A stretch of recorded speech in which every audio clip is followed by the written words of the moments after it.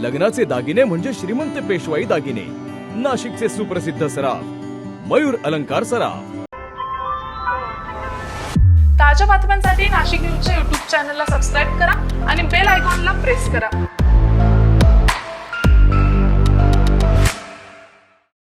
कुष्ठरोग हा शाप नाही तर एक उपचार योग्य आजार आहे। मायकोबॅक्टेरियम लॅप्रे जीवाणूमुळे होणारा हा जुनाट संसर्गजन्य रोग त्वचा, मज्जातंतू आणि नाकाच्या आतील त्वचेवर परिणाम करतो। सुन्नपणा, फिकट पॅचेस, बोटे वाकडी होणे किंवा नाक चोंदणे ही त्याची लक्षणे आहेत। संसर्ग झाल्यानंतर लक्षणे दिसायला 5 ते 20 वर्ष लागू शकतात, पण घाबरण्याचं कारण नाही। मल्टी ड्रग थेरपीने हा रोग पूर्णपणे बरा होऊ शकतो। म्हणूनच वेळेवर निदान करा, उपचार घ्या आणि जागरूकता पसरवा। सार्वजनिक आरोग्य विभाग, नाशिक महानगरपालिका द्वारे जनहितार्थ प्रसारित।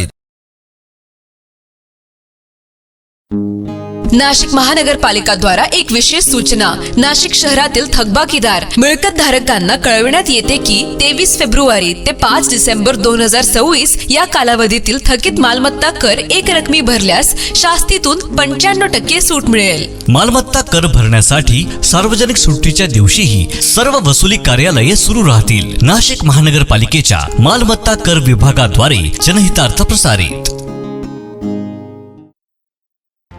नाशिकमध्ये शासकीय मालकीच्या भूखंडावर बेकायदेशीर कब्जा केल्याचा गंभीर आरोप समोर आलाय। मिशन मळा येथील लक्ष्मी दहातोंडे यांनी जिल्हाधिकारी आणि तहसीलदार यांच्याकडे पुराव्यासह लेखी तक्रार दाखल करत संबंधितांविरोधात फौजदारी गुन्हा नोंदवण्याची मागणी केली आहे।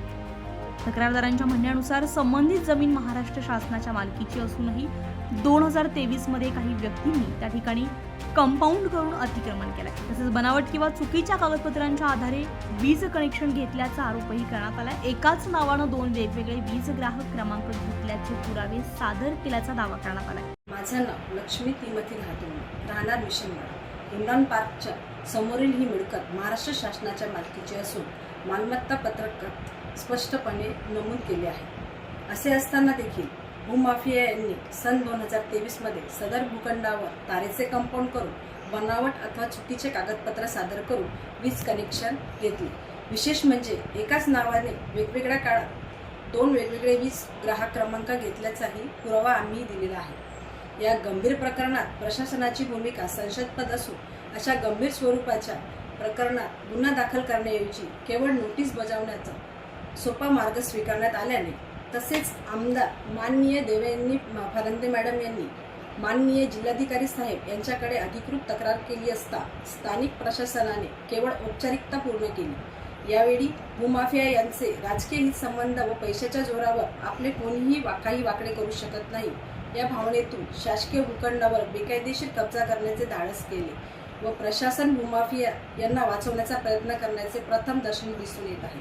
हा प्रकार महाराष्ट्र शासनाच्या प्रतिमेला काळीमा फासणारा आहे। यामुळे भूमाफिया यांच्या विरुद्ध फौजदारी गुन्हा होणे आवश्यक आहे। या प्रकरणामध्ये प्रशासनानं केवळ नोटीस देण्यापुरती कारवाई केल्याचा आरोप करत निष्पक्ष आणि उच्चस्तरीय चौकशीची मागणी करण्यात आली आहे। दोषींवर तात्काळ फौजदारी गुन्हा दाखल करावा, अन्यथा पुढील कायदेशीर पावले उचलण्याचा इशारा तक्रारदारांनी दिला। त्यामुळे नागरिकांमध्येही या प्रकरणाबाबत संताप व्यक्त होतोय। शासनाने तातडीने हस्तक्षेप करून सत्य परिस्थिती जनतेसमोर आणावी अशी मागणी आता जोर धरू लागली आहे। संजय परमार, नाशिक न्यूज, नाशिक। ताज्या बातम्यांसाठी नाशिक न्यूजच्या YouTube चॅनलला सबस्क्राईब करा आणि बेल आयकॉनला प्रेस करा।